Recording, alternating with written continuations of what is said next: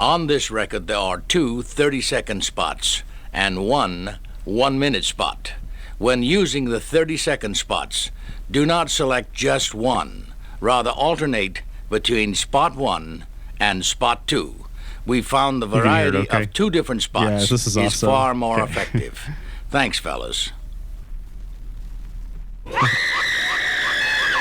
Ladies and gentlemen, the scream you have just heard is the sound of a tormented soul in hell on Judgment Day. Soon that soul will hear these words. Depart from me, cursed, into everlasting fire, prepared for the devil and his angels. Here is the most dynamic gospel motion picture ever produced. Beloved, bring your lost friends and loved ones to see this great production. Remember the name, the Grim Reaper, the Grim Reaper, the Grim Reaper. Pretty intense. God, I wish should have been alive in this era. I would have made a killing. The heartbeat you are now listening to is that of Frankie Pierce. When it stops, Frankie will be dead. And in a moment, Frankie will be screaming his torments in a fiery hell. Why? Because Frankie didn't know Jesus as Savior. But Frankie Pierce is only one of the dozens of characters in the new gospel motion picture, The Grim Reaper. The Grim Reaper. The Grim Reaper. Oh, man. One more? The Grim Reaper is coming to this city. Here is the most dynamic motion picture ever produced. See condemned souls screaming out their torments and being taken before the great white throne judgment seat, then cast into the lake of fire. It's the story of an ordinary family besieged by Satan and his demons. Watch with horror as these soldiers of the devil manifest themselves. Thrill as the Witch of Endor invokes a spell. See Samuel as he appears from the ground. Shake as the fiery serpents terrorize the Israelites. Watch the earthquake free Paul and Silas. It's the greatest array of Christian actors ever assembled. Hear Jerry Falwell, Jack Van Impe, E.J. Daniels, Bob Gray. Beloved, bring your lost friends and loved ones to see this great motion picture. Remember the name, The Grim Reaper, The Grim Reaper, The Grim Reaper. So good. The Grim Reaper. The Grim Reaper. The Grim Reaper. We should be doing that. Boys Bible study. Boys Bible study. So good. No, man, I am just so jealous that I wasn't a radio DJ in the 60s. I could have been making, 10 cents an hour doing what I loved. Totally. You would have been great at it. I would have been great at it. Hey, we all would have been. We would have had the hippest AM conservative Christian talk radio show. Oh, man. We could have had the first Christian movie radio show. I know. We really could have. We could have reviewed the Grim Reaper on the radio. We could have laughed about the Grim Reaper on the radio. I watched, Autofocus, the Paul Schrader movie. Oh, nice.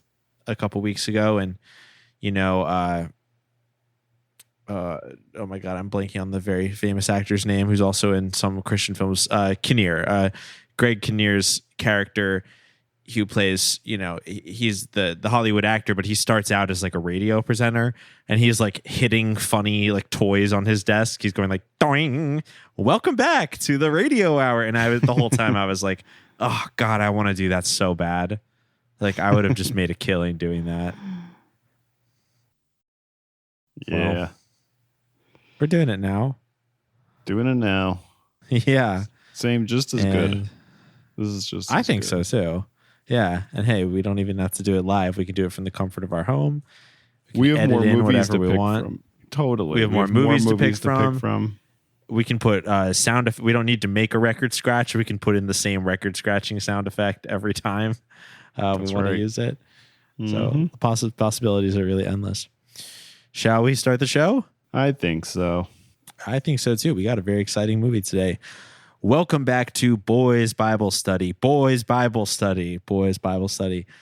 This is our special Halloween in July episode. Welcome back. We're glad to have you. Ash here with my co-host Scott. and unfortunately our co-host Julian could not make it here today. We asked him at the very last second if he believed in God, and he denied it.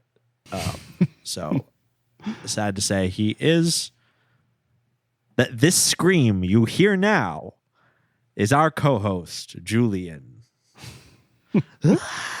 Burning in punishment uno. Yeah. He's sort of creating a hell of his own with the Punishment Uno project. If you are in the Los Angeles area, you should follow Highland Park TV. I follow them on Instagram. I think they're on everything, but follow them on Instagram. The new Punishment Uno show is coming soon.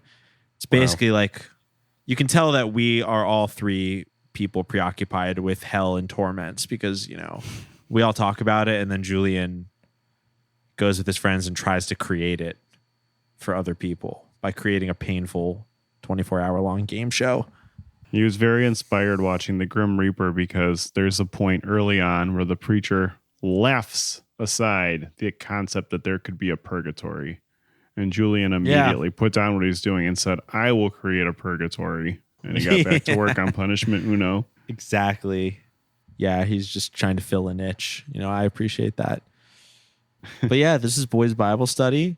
This is one of our free episodes, but we do want to let you know, if this is your first time here, we have bonus episodes. So don't hesitate to check out patreon.com/boysbiblestudy if you want to subscribe, get some more content. But oh fuck, I spilled my fucking Coke Zero. Why'd you do that? God damn it. Hold on, let me just get a paper towel quick. Sorry. Okay. Sometimes I feel like I live in hell. Wow. But sorry to hear that. Yeah. I hate when I'm in hell and I spill my Coke Zero. I have to go get another one. You're just like you take a break from screaming. They come around. They're like, okay, it's like an airplane.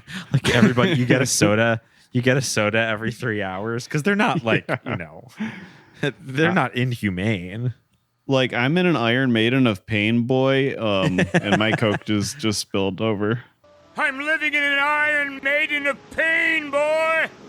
Well, we have a pretty exciting episode, and today we're celebrating Halloween in July, 1 week after we celebrated Christmas in July. And, you know, Christian horror is something we cover with some regularity on the show. And, you know, there's everything from like Christian horror films that are aping classic contemporary horror films. But I think that some of the scariest Christian movies ever made, ever, they can be kind of ridiculous, but they have some genuinely terrifying moments, are made by one of our heroes here at Boys Bible Study, Ron Ormond. Don't forget June. Would you agree with that, Scott? Yes, absolutely. No, good point. Don't forget June. She doesn't get her name put up as high in the credits, but if you do some reading on the Ormonds, it's a 2-person team. And of course their son Tim is there all the time too. It's a family affair. And we just learned right before we started recording this that Tim actually became a preacher in time for this movie, and he plays a preacher in the movie The Grim Reaper. And that was actually that's him. Pretty that's cool. Amazing. Julian was complaining about that in a recent episode, that like basically false preachers are playing preachers in Christian movies because oftentimes they're not a real life preacher. But in this case, and frequently it'll be like the filmmakers themselves, as if to say like, I'm such a good person because I made this movie. Yeah. So therefore I'm like the preacher figure in this moral tale that I'm telling. Right. Or even in that recent one where they had another big Christian director be the preacher, where they had Mr. Kendrick brothers. Yeah. What movie was that? That was Mom's Night Out. Right. Yeah. One of the Kendricks. I'm blanking on which one was the preacher, but yeah, Tim Ormond actually he pilled himself. He pulpit pilled himself. To going behind the pulpit. But man, the Ormonds are such an insane family. We have talked about them before. longtime listeners of our show will know that we have done full episodes reviewing 2 classic Ormond family films that were made with Estes Perkle. They are called If Footmen Tire You, What Will Horses Do? And also The Burning Hell. These, I believe, are the 2 Ormond films we covered. Am I missing any? No, those are the 2 we covered. They're both incredible. And both made a lot of money on the Bible circuit, too. Wow. Just going to church playing them. And, fantastic, for The Burning Hell, that is around the time Tim Ormond became a preacher. So, and, a lot of times in modern Christian movies, we see like calls to action of some sort at the end. Perhaps the most egregious was Mike Huckabee at the end of the new Left Behind. Left Behind, yeah. Yeah. Talking very directly to you. But in these cases, when the Ormonds would play these, Tim Ormond would come up as after the movie ended and be ready to save you on the spot. He's like he's not phoning it in. He's going to you. For real. Incredible. Yeah, I mean, a predecessor to some of the film distribution techniques of contemporary times, perhaps. Yes. The Ormond films. And but with an extra live element, because June Ormond was raised as like a carnival person, like a traveling carnival person. And so a lot of their train of thought is rooted in that, of like the carnival and traveling around with your entertainment. Yeah.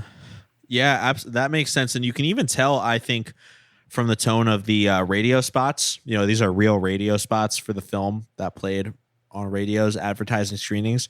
We played, Scott played a couple before this episode.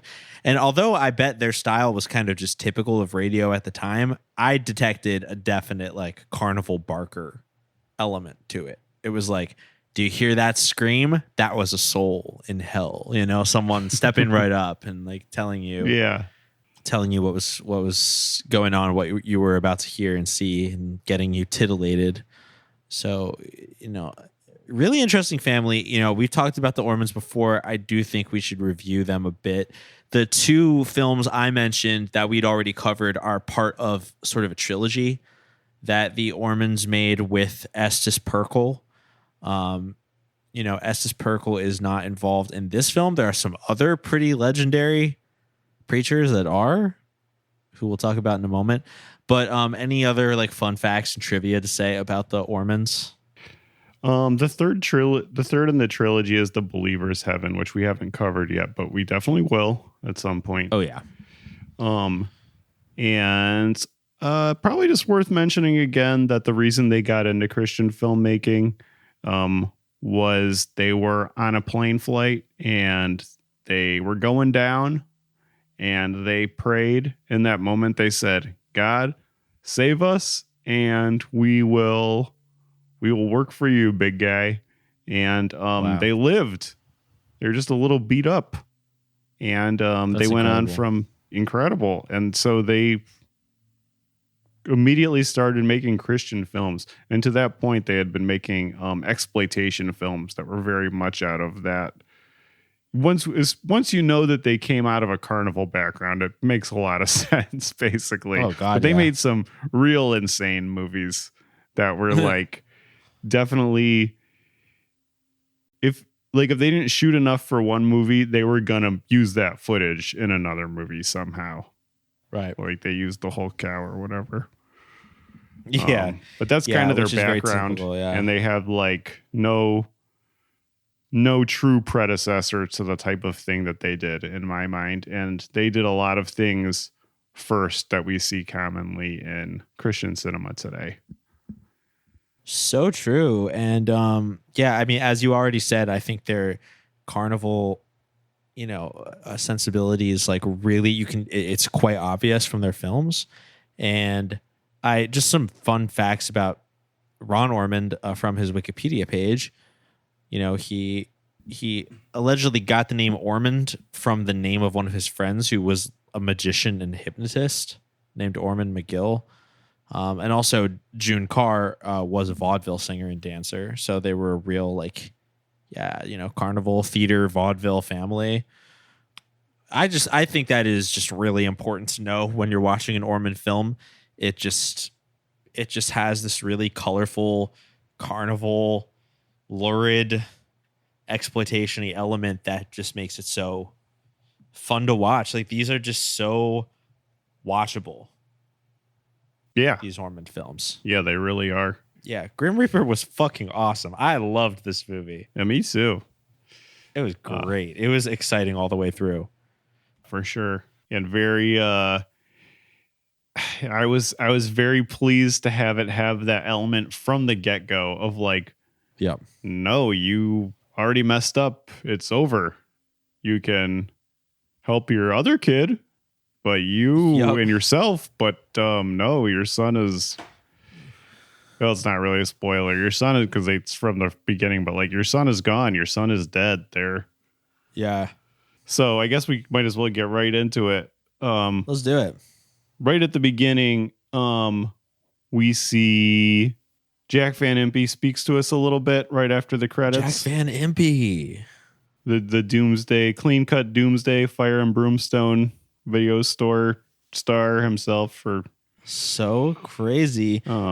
We've barely covered him on Boys Bible Study, which is interesting because not only is he just such a familiar figure to us just from what we watch, but like he's also, Scott, you cut your teeth as a member of Everything is Terrible. And I first learned about Jack Van Impe as a regular guest in like the Everything is Terrible films. The re-edits. There would just be all these Jack Van Impe clips, like him going in the twinkling of an eye. And him talking about robots, and he calls them robots, Japanese robots. Yeah, just the first time you see that guy, you like everything out of his mouth seems incredible. Because it largely is. But it's funny seeing him in this context of an Ormond film because he's like chill compared to Estes Perkle. Yeah. Who's the main preacher in the other two Ormond movies we've covered. It is crazy that Estes Perkle makes Jack Van Impe seem like a chiller. That is really insane now that you mention it. Yeah, because he's opening. I was surprised to see him in 1976. Like, it's the earliest I've seen him in a thing, but he had the same message then as he did later. So yeah, kudos to him for that. Then we get into somebody dying. While they're racing, they die in a race car accident, and the family's very sad, and they take him to. His name is Frankie, who died. They go to their local church to talk to the pastor about doing a funeral for Frankie, and the pastor says, I can't eulogize your dead son because he's more than likely in hell. And his dad's like, oh, well, isn't he at least in purgatory right now? And the pastor's like, that's like, get out of here. That's Catholic That's shit. ridiculous. Read your fucking Bible, Yeah. you idiot. I simply said I cannot preach a funeral service and eulogize that your son is in heaven when I have serious doubts. In other words, you're implying that Frankie's in hell. Well, what about purgatory? Even the worst sinner goes to purgatory before he's condemned to hell. Well, Mr. Pierce, obviously you're talking about another religion. They do teach that. But in this Bible, which I believe to be the inspired Word of God, there's no mention of purgatory. Huh. You make me glad that I stayed away from church all these years. Perhaps if you hadn't stayed away, your boy might have been saved. A lot going on strong to start with this movie. First of all, I think it's very Ormond film. There's like a trope in their movies of like people matter-of-factly being like, "Welp, my loved one is in hell." Yeah, it's very dramatic. It's very at odds with the most of the way that people process grieving, and It's just a lot of people matter-of-factly being like, well, if everything I know about your son is true, he is not at peace. In fact, he is currently burning in the fire of hell right now. It's just like, oh my God. Just telling him like it is. Yeah, and the smart Christians in Ormond films, like for instance, the son in this film, Frankie's brother, I don't remember that character's name, but that character is like sort of the rock of Christianity the whole time, even as the parents waver, because we're going to follow this family through the rest of the film. And like that son right away is just like, well, I do think my brother's in hell. Like he's not crying. He's not like that sad. And that is, I think, right. And I mean, I get the device they're using in this film, but if I got to be honest, I think that attitude is probably one of the most alienating things about Christian propaganda for most people. There's this idea that like if you're a Christian, then you're like not even that sad if your like loved one who was a sinner died. Right? Yeah, I would think you would be devastated. I mean, that's the whole point of that terrible movie that we will inevitably watch again for the podcast, which is what is it? The something Mr. Fudge. What is Hell and Mr. Fudge. Hell and Mr. Fudge. How could I forget? The whole point is that he's so sad that his dad wasn't a Christian when he dies, that he like does research until his eyes are bleeding to show that there is a chance that you don't go to hell when you die if you're not a Christian. Yeah. Which fair enough. Like that's whether you agree with what he came up with or not. Like that man is grieving because he misses his father, as imperfect as he was. Exactly. Whereas here they're like, "Yep, bite. Yeah, well, next." Yeah, and it's just, I mean, I think that again, that's not the point of this movie. This movie is like a scare tactic, anti-hell movie, but I would say, as a tip out there to all of our listeners yearning to make Christian propaganda of their own, maybe turn up the humanity a little bit with your Christian characters. Don't make them just be like, well, nothing we can do now. They're in hell. Or the idea of like a preacher at a church being like, yeah, I'm not going to do a public ritual that is meant for the closure and grief of loved ones. Yeah. Because listen, I know for a fact that your son was a sinner. So I can't eulogize him. Okay. I would have said, listen, just do your damn job. Let's do your job. Although, not to get too far ahead, but I found out, no, they were quite sure he was in hell. He said just the wrong thing. He just said the wrong things right before you die. Pretty soon, we're going to give you all some tips listening. Here's a couple things you shouldn't say right before you die, and there's some things that you should. But wait, I know I'm just yapping, but one other thing I wanted to bring up is I wanted to hammer in the anti-Catholic themes of this film. Thank you. Because you already mentioned it, but we went through a phase. I guess it was maybe late last year or earlier this year. It was last year, where we were going through a lot of anti-Catholic films. Yeah. And this is another one, because the Catholics are believing in purgatory. Like, what? Not a thing. No purgatory.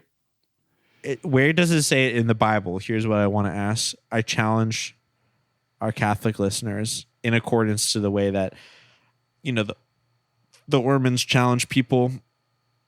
Okay, I'm going to do a search right now. Purgatory Bible. Okay. Let's see what happens. Oh, on Catholic.com. Is purgatory in the Bible? Unfortunately, my phone is overheated, so it's moving extremely slowly. And Catholic.com is sending me a million pop-ups. Oh, boy. Okay, I ain't be reading all this shit. Why do they need pop-ups at Catholic.com? I know, it's very... That reminds me, I was literally just trying to look at what a basketball's team roster would be on Olympics.com last week, and all I could find was clickbait articles on Olympics.com. I was just like, how much fucking dirty money do you motherfuckers need? Yeah, they be getting their their AdSense money. They're nickel and diming you any way they can. Yeah. They're not just like kidnapping people to build their stadiums. Maybe I'm thinking of the soccer, the World Cup. Sure, it's both the IOCs. It's got to be the same. Yeah. Yeah. When they're not literally just like kidnapping and unpersoning people to build their stadiums, they need to fucking put up 9 layers of pop-up ads on their website so you can't even just like see who's on the teams. Yep. Unbelievable. They're going to hell. No They stopping in purgatory for the people running Olympics.com. Yeah, no, the preacher at that ceremony would be like, I cannot safely eulogize this man. In that like Ormond way. Why would Catholic.com need pop-up ads though? Okay, this is actually a good segue because I know I've said this on the pod before, but I was raised believing that Catholicism is not real Christianity and that purgatory is not a thing. It's made up because same thing. Where is it in the Bible? Of course, we can only find it on Catholic.com. Yes, exactly. And that like they were too focused on the way stuff looked. And at the time, my church was like not as fancy. Like I think we were between buildings at the time and just in a high school auditorium. You were literally hating from outside the club. Yeah, totally. Yeah, you guys were like, jealous. Why do they have all this iconography and stuff? They're worshiping false idols. That's I remember being told that at some point. Yeah. That you could argue that they're worshiping false idols. That's interesting. Yeah, I was never specifically taught that as a kid. I don't remember. I think I first became introduced to the concept when I discovered Jack Chick comics, who's now a big artistic influence of mine. But I remember finding like an archive of Jack Chick comics when I was like online in my teens and seeing all his comics about how Catholics are not just like bad Christians, but also like literally going to hell. Like they're like pagan basically. Yeah. But that's interesting that was like a tenet of your church growing up. Yeah, pretty much. Like I was basically told like you could possibly go to heaven if you're Catholic, but like probably not. Yeah. Yeah, there's all this other stuff in the way. Like there's enough there that you could still like, be pure of heart or whatever. Yeah, right. No. I mean, you can get saved. We all know to be a Christian, you just have to not prevent your wife and kids from going to church. That was a funny thing that the father said. Yes. Oh, we should talk about why he went to hell. Yes, please. Why don't you take us there? So, Frankie, he's a race car driver. He doesn't like to go to church. Despite what his brother and sometimes mom say. He doesn't like to go to church. He likes to watch sports and drink beer with his dad. And he likes racing. Hey, Brother English is going to let me preach at the youth conference. You will come. Look, this religion thing is your scene, not mine. This dude's going to be where it's happening. Big engines, big cars, big tracks, and big money. Religion? Not for this dude. No way. In this era of Christian filmmaking, we see time and time again that if you like fast motorcycles or fast cars, you're probably up to no good and spiraling towards hell and away from your family and being a decent human being.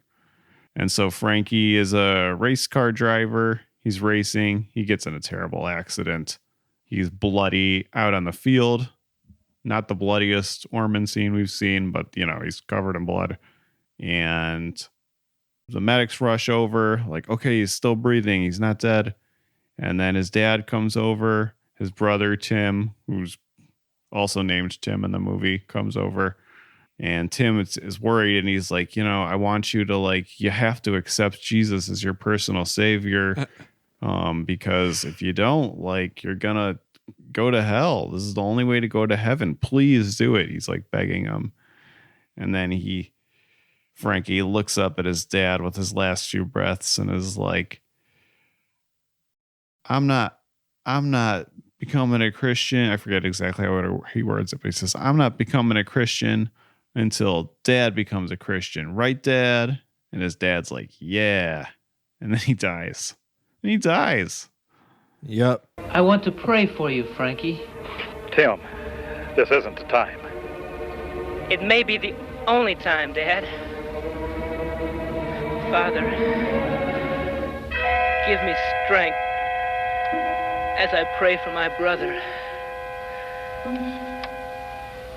And give him conviction to know what I ask is for his soul's sake.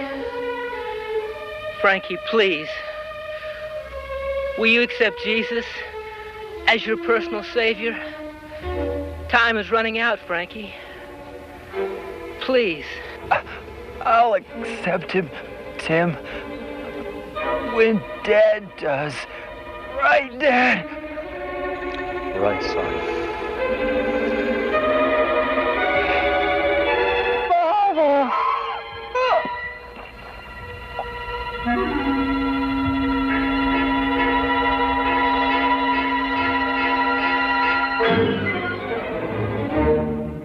When I saw that, I was like, okay, I get why they're not eulogizing him at the church. He had the chance. Yeah, he had the chance. The dad did that in that moment. He stuck to his useless guns. Why? Yeah, it doesn't make sense. And this is a word to all of our listeners out there. Listen, I can't tell anybody individually listening how they interpret the word of God here. If you get the Christian movie moment, if you are on your, second to last breath and someone asks you if you believe in Jesus Christ, just say yes. No time for pride. Yeah, no time for pride. Just say yes, please. I mean, if you would be watching the movies we watch, you'd think that happens to like 75% of people. Mm-hmm. That's probably not the case. I'm just saying, if you get that moment, take it. Yeah, because if you go to hell, like, at first you're going to be like, this is pretty neat. I like these costumes and this cool paint. Pretty good set in general. You're going to get bored though. It's going to wear off. Yes, you are. And you don't even have a Coke Zero to spill. Exactly. No, so you're not going to like it. You do get to haunt your mom at night sometimes. So that's fun. You know what? I know for some people for whom being able to torment their parents from beyond would be worth it. A moment they treasure. Yeah, maybe it could be worth it. Actually watching this film and the way that Frankie dies, it kind of reminded me of the moment from Leap. Also because of the way they handle, because there's that one young woman in Leap who there's like a gunman who comes to kill her. And he was like, do you believe in Jesus Christ? Hinting that if she says yes, he's going to shoot her. And she says no because she's scared. And he shoots her anyway. Right. And then afterward, they're like, what happened? And the main character's like, I'm sorry to say she's in hell. She denied Christ at the last minute. Which I remember us talking about that on the show and being like, I'm sorry. That test does not count. Like someone, your human survival instinct which God literally programmed into you. Yeah. There's a very decent chance that you might not be strong enough. That does not count. That's a corollary or whatever. That's an exception to the rule I proposed earlier because, but it is funny how in Leap, they're also like, that's their friend, mind you. Like they've been friends with her the entire movie. And like, she's like Christian. And they're like, well, she's in hell. That's a damn shame. Like she was Christian right up until that point. Right. And now she's in hell. Instead of saying yes, she cried and peed herself. So she's in hell now. So she's in hell. Yeah. So it was kind of like this movie too. I mean, it was different because, there was only one Christian character, but it was just the idea of like the friends and loved ones of a family member being like, yeah, he's in hell. Because on the racetrack, by the way, you noticed how on the racetrack, literally every car was crashing at the same time. Yeah. So it was like a 20 car pile up. Full race pile up. Incredible. Yeah, I hope all those other drivers accepted Jesus at the last minute too, because it was rough out there. Come to think of it, they didn't even tell us who won the race. No. Maybe that's in the 'Cause it was Believer's heaven. Maybe it's on Olympics.com, but you'll never get there. Never going back there. No. Yeah, maybe that's in the Believer's heaven. Yeah. Oh, speaking of dramatic deaths, have you seen the movie The Princess and the Frog? No, I haven't. Is that one that your daughter was watching? It's a yes. It's a Disney movie. She was like, I want you to watch The Princess and the Frog with me. I was like, okay. I haven't seen that. Great. Yeah. I love watching a new movie. Yeah, sure. And it's a Disney movie. It was like it's like a princess movie. And in it, the two main characters are frogs for most of the movie.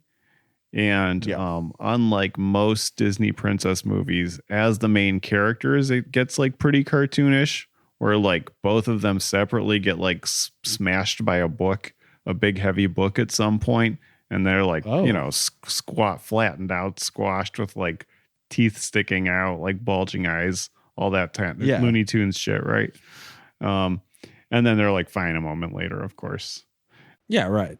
So, classic cartoon stuff. And then probably the goofiest character in the movie is this firefly that has like buck teeth and like a thick accent, like hillbilly kind of. Yeah, sure. And like it has like 5 hairs on its head. It's like his firefly bulb gets like loose and squeaky.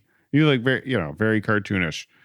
At some point, the villain steps on him, and then he just slowly dies over the course of the evening, and it's like really sad. Oh my god!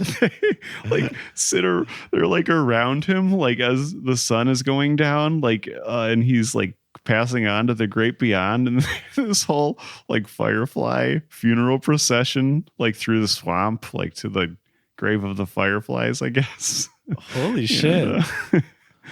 They're just like, so it's like, why is the goofiest cartoon character have like real things apply to him, except not because he's like saying his last words on his deathbed.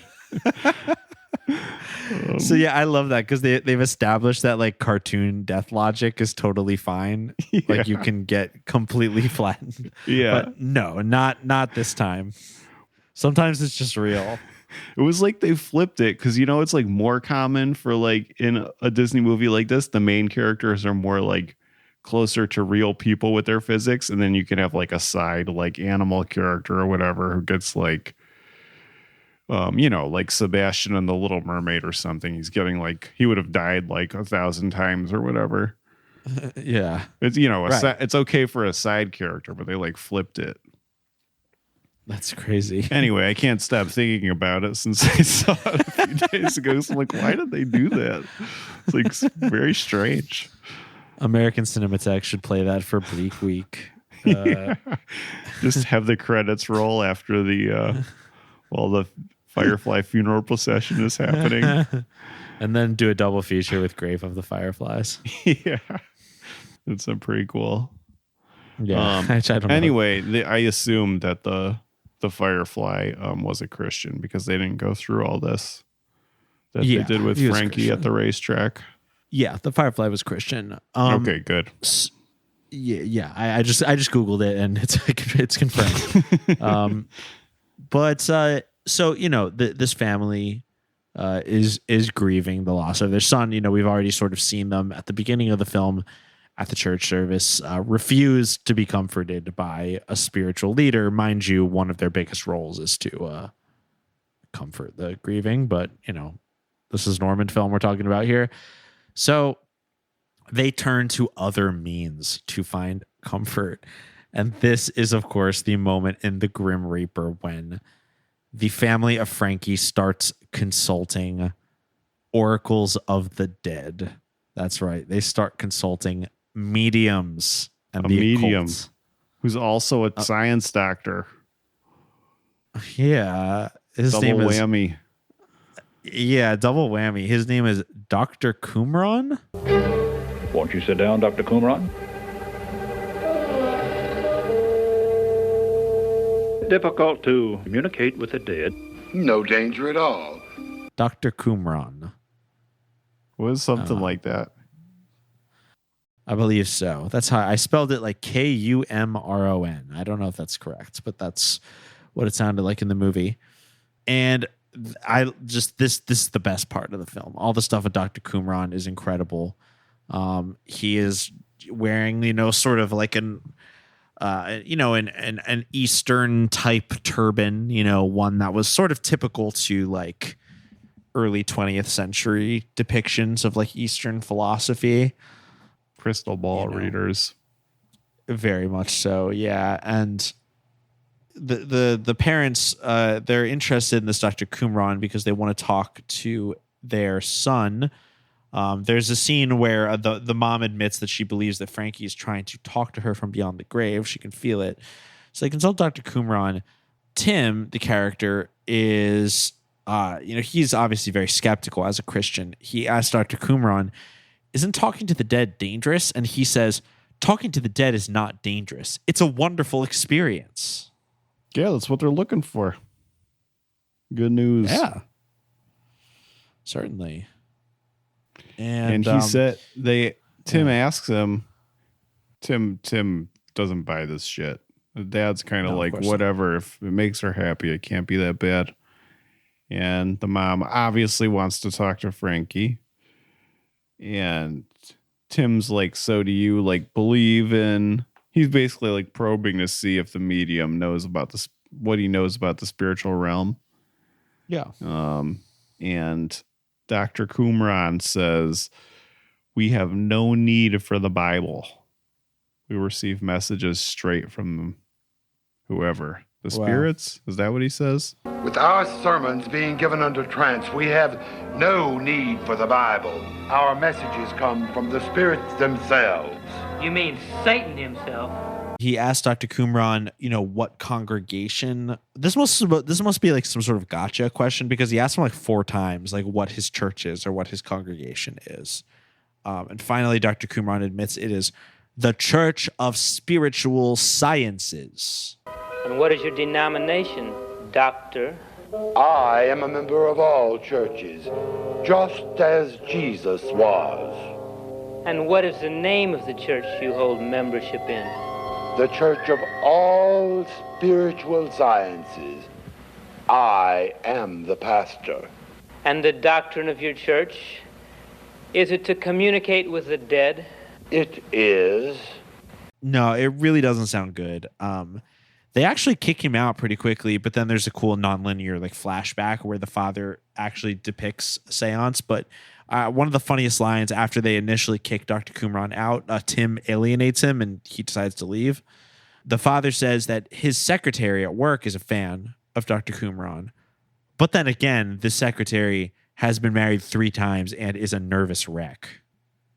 Mm-hmm. So, these are some of the qualities attributed to those who would consult with spiritual mediums. They do not have good relationships. They are married 3 times. And she is a nervous wreck. What does that tell you? How helpful is this guy? We should bring back like people being a nervous wreck if they have anxiety. Like, that's a pretty good, because that's like, it's very like matter of fact and, dismissive, but not like fully offensive. Yeah, I just think true. that would be like really funny to bring some of these like 50s terms, I guess 60s terms back. Make this stuff great again. Do this. Make anxiety great again. Yeah. And Mr. Kumron. We get to see a seance in action. This is very exciting. This is when the Ormonds are at their peak. It's when they get to show events like this. This is what they live for. Yes. Dr. Kumron is holding it, and he obviously knows something because the orb in front of him is glowing. And as he's talking, though, occasionally his face will flash momentarily to becoming red. A red face. Uh-oh. With horns and a black goatee. That just doesn't seem good to me. Something seems very wrong. Something seems wrong with that. And I don't remember what the outcome of the seance is. I do remember there's a big moment where Dr. Qumran says, like, someone at this table doesn't believe. I feel like maybe the seance isn't successful because, maybe because the father's there and he like is not fully bought in to Mr. Qumran. Right. Because, seances, the occult, like these things are real. Like that's what's important to understand. Being a Christian and also just watching an Ormond film, like it's great for the Ormond films for them to focus on the occult because they get to show things like, people screaming and spirits and crystal balls and a medium and stuff like that's fun. And these things are titillating and they're fun to show on screen, but they're also real. Yeah. The reason that these mediums are dangerous is not because they're selling you false hope and giving you nothing. It's because they're doing that and also getting you mixed up with real demons. Yes. It's the means by which it's what they're not telling you is the means by which they can do these things. Exactly. They're down. And maybe they don't even understand themselves. They might have some explanation. Oh, I'm speaking to this god or I'm speaking to whatever, but they may be deceived by the demons. Yeah, that's a good point. The great deceiver. Always lying. The That's great actually a deceiver. moment when they're in hell later, when they're doing all those. They're like being all tricksy. They're like Oompa Loompa demons. And I'm not even saying that like thinking that they're short or whatever. They just kind of have that vibe of like, yeah, here I am, popping up and looking silly and then disappearing and lying. The Oompa Loompas are just in the demonic archetype. Yeah, makes sense. But what the outcome is of the seance though is later that the mom sees Frankie. Frankie comes out and I liked the ghost effects. Oh, it was awesome. Yeah, so sick. And Frankie comes out and he's wailing and his face is doesn't look good. It looks rough. It looks rough. Dirty and bloody, and he's very upset and saying like I am in hell, help me. I am in hell, help me. And then a demon pulls him back. And he's like, Mom, come on, help. And she can't. Horrifying. She's really devastated by towards the end of this. She's really like a nervous wreck. She's a nervous wreck. I mean, who can blame her? She's already grieving, but this is why sin, mediums, demons. I mean, this is the thing. They're just going to make, and this is the point, that the Ormond films are trying to say. This is just going to make everything worse. You're already grieving. You're already distraught. If you try to use a medium to speak to your, dead loved one, you're just going to feel worse. Yeah, it's a false hope. Like things will happen, but it's not the things that you really want to happen. Right. Unfortunately. And this is the thing about sin. Like, pretty much the best argument, this is a totally general point, not having to do with the film. The best argument Christianity has is like a lot of the things that are sins, like they do honestly deal you psychic damage. Yeah. Like they really do. I wish I could use some experiences from my personal life right now, but I just don't feel like it. But I feel like recently, every time I do something that I know is a sin, not in a superstitious way, I just feel like I am immediately dealt extreme negative personal damage from it. And I'm like, why did I think that would be fun? Yes, stop murdering people, you Well, maniac. what can I say? It's just an urge. I'm only human. Yeah, it's true. Well, And it's just like Zac Efron's character says in The Beach Bum, all I have to do is say ask for forgiveness and then I'm fine. So I can kill everybody I want. That's right. That movie, one of the most Christian movies ever made. It's true. What a great movie. Oh my God, such a good movie. I have notes from the Frankie talking to his mom scene, him moaning, going, "I'm over here, mama." And then he emerges from the wall. Very creepy. Yeah.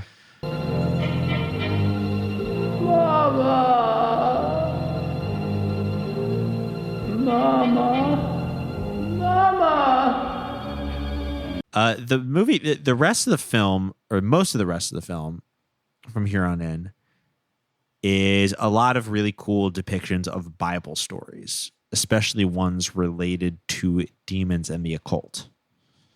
Yes. Which is not exactly where I mean, the film is called The Grim Reaper, sure. But, I assumed it was going to be more of a pretty typical like hell story, which it was. But then, the fact that it followed the path of the family from their grief into consulting the occult to then being, about Bible verses related to the occult. I thought that was very interesting. Yeah, it was. And because they didn't have like Estes Perkel, so this second half of the movie is basically like the sermon half. Yeah. But it's mostly them performing the sermon, which is cool. Like you said, there's like all this great Bible Times production for most of the rest of it. And it is ultimately it's all leading to a pastor giving a final message at the end. Yes. A pastor whom we know and love. Yes. But I really like the Bible Times stuff in this. I thought it looked good. I was wondering where they shot it. Yeah. Like soundstage? Maybe it was in the US, but I know they shot like all over the world in general. Oh, I didn't know that. Yeah. Okay. I was just reading that this movie came out on December 26th. Wow. In Xenia, Ohio. That's where it first screened. Yeah. Isn't that where Gummo takes place? Yes. That's why I'm like, are you kidding me right now? That's insane. I'm not kidding. That's so stupid. Oh my God. That's what IMDb says. That's a crazy connection. So crazy. We were just talking about Harmony Korine. I know. Well, he's on the brain. They just announced Baby Invasion. Yeah, I saw that. Yeah, Burial's doing the score. I saw that too. Did you look anything else up into the movie? I just saw it popped up in my feed and I was like, oh, I gotta look at more into that later. But I didn't see anything besides the poster and that Burial did the score. No, I know nothing about it, I'm afraid. But I'll watch that garbage. Of course. Yeah, Xenia, Ohio, though. Wild. Before First the tornado place. hit, I assume. Yes, you did point out that June Ormond plays the Witch of Endor. Yeah. Not a Lord of the Rings That was a good character. scene. No. I liked the hologram person in that. Oh, yeah. It was like they were a ghost or whatever, but they looked like a hologram at first. Like it looked like Star Wars. It was good. Yeah, it is awesome. I mean, they just use such great, just lower budget like film techniques in all the Ormond films. Like they are just, they're filmmakers. They try to get the biggest bang for their buck. Like they are theatrical. Ooh, one of the apostle scenes, it was very simple but effective. They did like a apostles in distress fetish thing where it was like the apostle Paul and somebody else and their feet were shackled, but they were like bare and like out facing the camera. And they were like but they were like still content and like talking about biblical stuff. Yeah, they know how to give people their money's worth. Mm-hmm. The Ormonds. They do. But yeah, June is the Witch of Endor. I don't really know that story. The Witch of Endor, Samuel.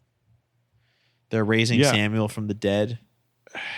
Yeah, I don't really remember it either, to be honest. I remember thinking it was an exciting story when I first heard it and read it as a kid, but I hadn't come across it in a long time.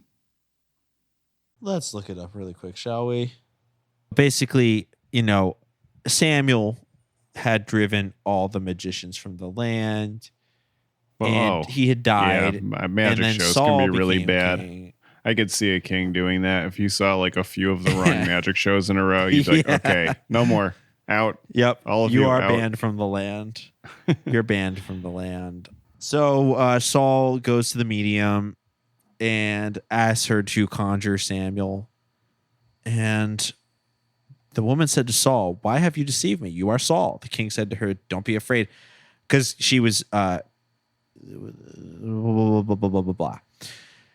He goes to see a medium. The medium is like, "You're aware of what Saul has done. He removed the mediums and the magicians from the land." And, Saul is like, "Don't worry about it, baby. I actually want to see a medium. It's cool." And Saul asked her to bring up Samuel. When the woman saw Samuel, she cried out loudly. The woman said to Saul, "Why have you deceived me? You are Saul."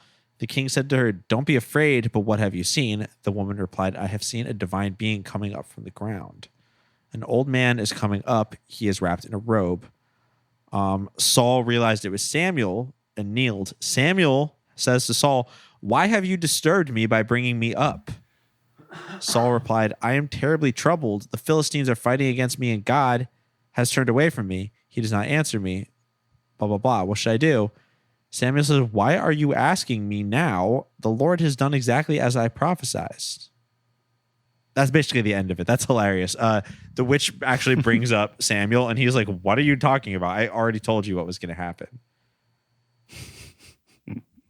It wasn't really as scary as it was for the mother of Frankie, but still a very interesting story in the Bible about the occult. This story, the Bible story, does away with some of the scary details. It really just makes me be like, it wasn't really body horror or like metaphysical horror. It's more like, I already told you, so put me back.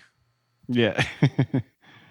But they showed him coming out of the ground in this movie. That was the cool hologram Really cool. part. It was looked like a little hologram that grew out of the ground. It was awesome. They went for it. They pulled it off. They really did. Very exciting. So we see some really well shot Bible verses, and then a message from one of the top guys, basically one of the best Christians who ever lived, Jerry Falwell. Sweaty Jerry Falwell. Greasy Jerry Falwell. Sweaty Jerry Falwell, as Trump would call him if he saw this movie. Sweaty Jerry Falwell was disrespectful, covered in sweat.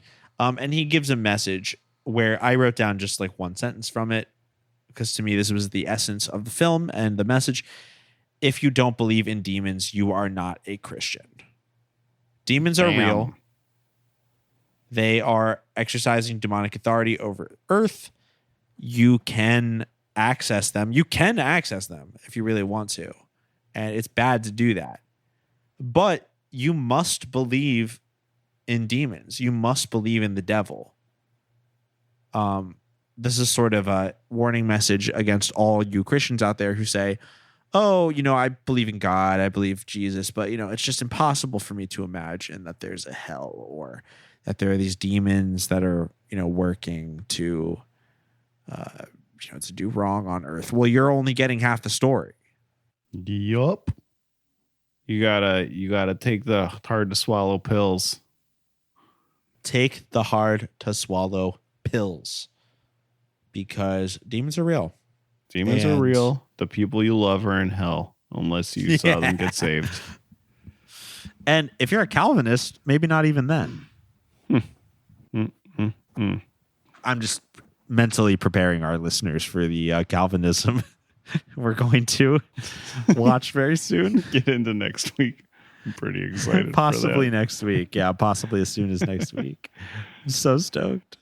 Which will hopefully roll in perfectly to what I hope would be the next week's movie. Oh my God. Very exciting I can't remember stuff. what that is off the top of my head, but it's very exciting. One of our favorite directors and one of our favorite actors. Oh, yeah. Yeah. I hope we're going to be able to watch it. I know. Because it's going to be a brand new movie. Yeah. We'll find it. We'll find a way. I will drive upwards of 20 minutes to see that movie. I'm sure it'll play around me. I'll be able to see it. Yeah. For sure. God, I'm so excited. Oof. Amazing things afoot. And that'll hopefully be for our next free episode as well. So, hopefully everyone will get to listen to it. But if not, be on the Patreon. But point being, the Reverend Jerry Falwell, the Reverend Jack Van Impe, they all heavy hitters. Heavy hitters all linking up with the Ormonds to provide this very dark message about hell and demons and the Grim Reaper. I have written honestly, I've kind of tuned out at this point. I have written in my notes 10-minute long screaming hell scene at the end. Yeah. Is that true? It was almost 10 minutes. Yeah.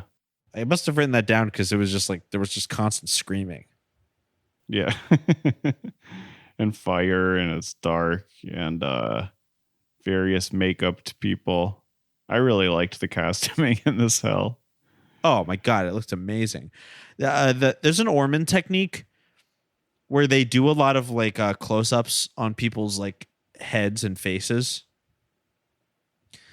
And frequently they have people cast in their movies who are like, distinctive looking, but they're like everyday people. So it's a lot of like close focusing or, close-ups on these just very sort of bizarre looking people. And it creates a really intense effect. Yeah. Especially when it's like demons screaming in hell. Yeah, totally.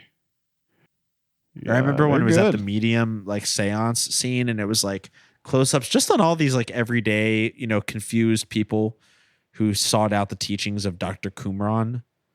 And you would just see them like shot of all of them, and you would sort of wonder like, who are these backwards people who would be a fan of Dr. Qumran? They must all have been married 3 times and a nervous wreck. I would give Dr. Qumran my time. Oh, personally, that's I'm there for it. I just don't know if I would. The glowing orb.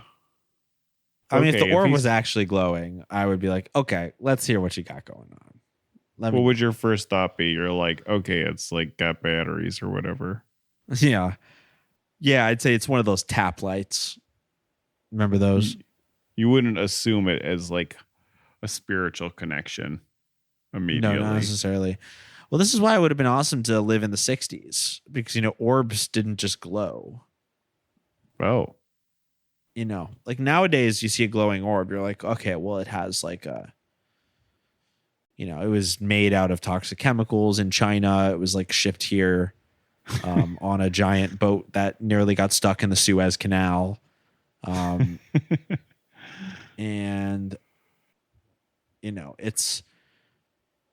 it is glowing. It has a battery that will last for about 3 days, and then it will go in a landfill for the next 2,000 years.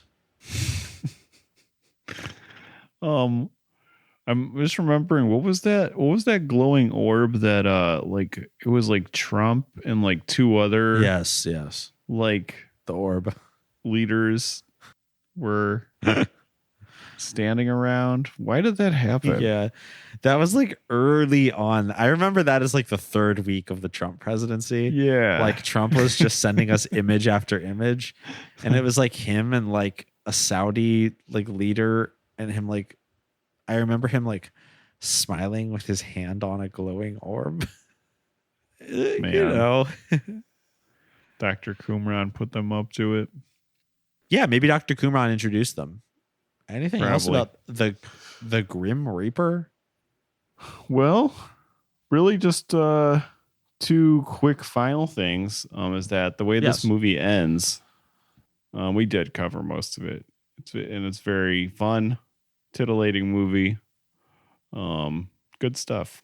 And I saw some people complain that they miss Estes Perkle in it because he's such a character in the first two. But sure, I understand that, but I do not think it made it worse to not have him. He certainly is his own standout thing, but he really like can kind of overtake scenes sometimes. Yeah. But so the way this movie ends, though, speaking of Estes Perkle, the preacher, is that we go back to the sermon. The dad wakes up in a pew. He's at church. The sermon's still going. And he's like, oh man, that's too crazy. I can't believe I saw that. Like, I was in hell. I don't want to go to hell. I don't want to be in hell. And he commits his life to Christ. And it is implied that his wife is going to do the same. And his living son, Tim, is thrilled. And then we cut back to the preacher, and he's looking directly into the camera, and he asks you, the viewer, pleads to receive Jesus now. And then it just ends, hard ends, not even the end or anything. We saw the credits at the beginning. Straight to black from there. Wow. And I mean, theoretically, this would be when, Tim Ormond would, you'd be watching it in church or something. Yeah, and then you hop up on stage. Yeah. I mean, imagine how powerful that would have been. Yeah. Imagine if Kevin Sorbo did that every time you watched. It'd be incredible. Well, a Sorbo movie. It'd be fucking incredible. He should do that. He really should. Well, they just don't have the same kind of flair for showmanship anymore. They don't have it. Like, the farther that show business gets away from vaudeville, the less people have that, that fire. Yeah. In vaudeville, they really like realize the power of like having your time and attention. Yes. That was what it was all about. And like in a lot of the big modern Christian movies we see, although we love most of them, they're kind of taken for granted the fact that they have your attention. They're like, you put it on. We know you'll stick around for 2 hours. Yeah. Right. Also, I mean, nothing really has anybody's attention anymore other than the damn phone. So it's like, we know you put it on, but you are also scrolling on the damn phone. Yep. Put the phone away. But they didn't have the damn phone back then. So like they knew that they could do psychic terrorism on you to steal your attention. I mean, it's not to say they weren't, they were frittering their time doing other things. Don't get me wrong. It's just they didn't have the damn phone. Now we can have personalized psychic terrorism. Exactly. Speaking of personalized psychic terrorism on the damn phone, my Instagram reels recently are all, and I mean all, videos of white Mormon teens speaking Spanish to ask me to go to church. What? Yep. Like it's all like it's just a picture of like two like a video of like two white teens, and I remember I saw it a couple times and skipped through it, and then I was like, what is this? And I went, and it was like, vamos a la iglesia para oír la historia de amor, whatever they were saying. And like their Spanish was pretty good, but it was clearly like their second language, they learned it in school like for missioning. Huh. But I think the Mormons are kind of gang stalking me right now because I was walking to In-N-Out yesterday, and I was paused by these two handsome young Mormon missionaries who were walking the other direction. And I was wearing my shirt because I'm an art fag. I was wearing a shirt that said the Metropolitan Museum of Art. And one of the young missionaries stopped and said, "Hey, man, I like your shirt." And I was like, "Oh, thanks." And he said, "Are you from New York?" And I was like, "No, I'm from Pennsylvania, but I just like this museum." He says, "Oh, I'm from Albany." The same state as the museum on my shirt. Right. It's not like he was from New York City. But, Right. I mean, this is what they're trying to do. They're trying to grasp at straws here. And I was just like, well, have a nice day. and left. Because little did they know I wanted handsome teens on the street to speak to me. Right. I was doing them a favor by just pausing the interaction. Who knows what I would have been capable of. I haven't been able to get past the part in the story where you said you can walk to In-N-Out. Yeah. It's about 2 miles, or 2.5 miles, but I can. Okay. Dang. My new location. Wow. It's not exactly a short walk, but it's an easy walk. It's flat, but okay. It takes like 45, 50 minutes. Interesting. It's not bad. Interesting. But I may encounter the Mormons. You should have gotten them to buy you In-N-Out. I mean, I would have bought them In-N-Out, honestly. They're cute. Which is why I just did the mature thing and said, have a nice day. Yeah. Interesting. I haven't seen, now that you mention it, the Jehovah's Witnesses stopped coming to my house. I wonder why they lost interest in you because you're a tease. Wow. You think they think I'm going to hell? Oh, no, there isn't hell for Jehovah's Witnesses. That's nice. Yeah, but there isn't. You don't know you're going to heaven either. You just do it because it's the right thing to do. Yeah. Can you retroactively save your family for J-Dubs? I don't think so. I think that's just well, J-Dubs they have a limited heaven. Yeah, but they expanded it at some point. Right. But even so, they might expand it again. The Mormons are the ones you can retroactively save your family, I think. Yes, because our ex-Mormon guest we had on once was explaining that's why her dad was so into it. That was like a big draw. Right. Yeah, it makes sense to me. Yeah, and I was thinking about it when we were talking about purgatory, but the Mormons have the spirit realm. So cool. Honestly, the other thing is, like, I honestly do want to talk to the Mormon. Like, I would like to talk to those handsome young men. I want to be like, tell me about the spirit realm. Come on, they'll come and do that. You just gotta like put out a call or whatever. They'll send people over to talk to you about the spirit realm. Yeah, I want to make sure it's the good-looking ones. Put that in the note. Yeah, must be handsome. Perverse. Anything else about the Grim Reaper?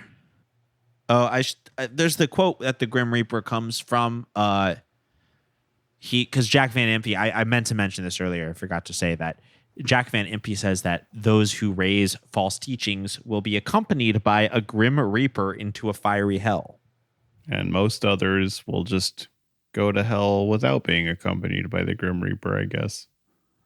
Yeah, but you get the special treatment. Yeah, if you raise false teachings. Interesting. Dr. Qumran, watch out. Grim Reaper's coming for you, buddy. Yeah. What do you say? Should we rate this film? This was another great Ormond film. I'm very glad we covered it. It was worked as a horror film, and then hearing the radio spots after I watched the movie, like immediately after, I was like, oh, they were absolutely billing this as a horror film. No question. Yes. Which is cool. And I love my scare films. Great depiction of hell. Like I said, love the makeup. That is why I'm going to have to give this 3 out of 3 Ormonds who worked on this film. Great work to Ron, June, and Tim. You all were great in this. They really were. I absolutely loved this film. I am a fan of everything the Ormonds do. I wouldn't be surprised if that was the case for every one of their films I watched, because they're so consistent, so stylish. They have that vaudeville aesthetic, or, that feeling at the very least. Really wonderful. But what do I rate this film? That is a question that you are probably asking me, and I am definitely not stalling, trying to ask myself. I would have to rate this film 3 out of 3 marriages, because if you're the type of person who's seeing Dr. Qumran raised false teachings, you've probably been married 3 times. Sad. What's sadder, being married 3 times or not being married at all?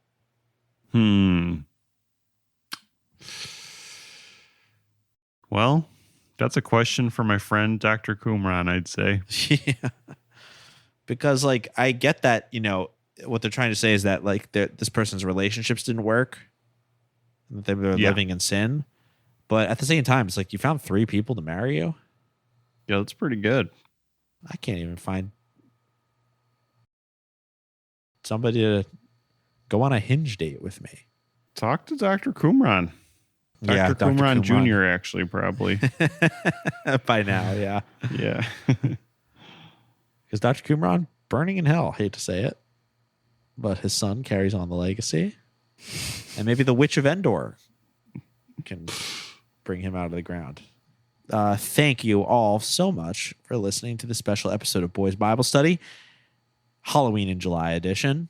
If this is your first time here, please visit boysbiblestudy.com to listen to all of our free episodes and for bonus content, for Boys Bible Study content every single week. Subscribe to patreon.com/boysbiblestudy. And special thanks to our patron saint episodes, pledging at the $20 tier, whom we shout out on every episode. Thank you very much, Nicole, Marissa, Jeff, Rhett, and Mark. Also, our outro music is the song Oh My God by Mary. So from all of us here at Boys Bible Study, myself, Ash, my co-host, Scott, our co-host, Julian, we would like to say, peace be with you. And also with you. With you. With you. Yeah. With you. And also with you. Forgive me, Father, for I have sinned. I feel your love in me, it's coming from within. Oh my God, my devotion is so unwavering. Divine emotions when you enter me. Every day you take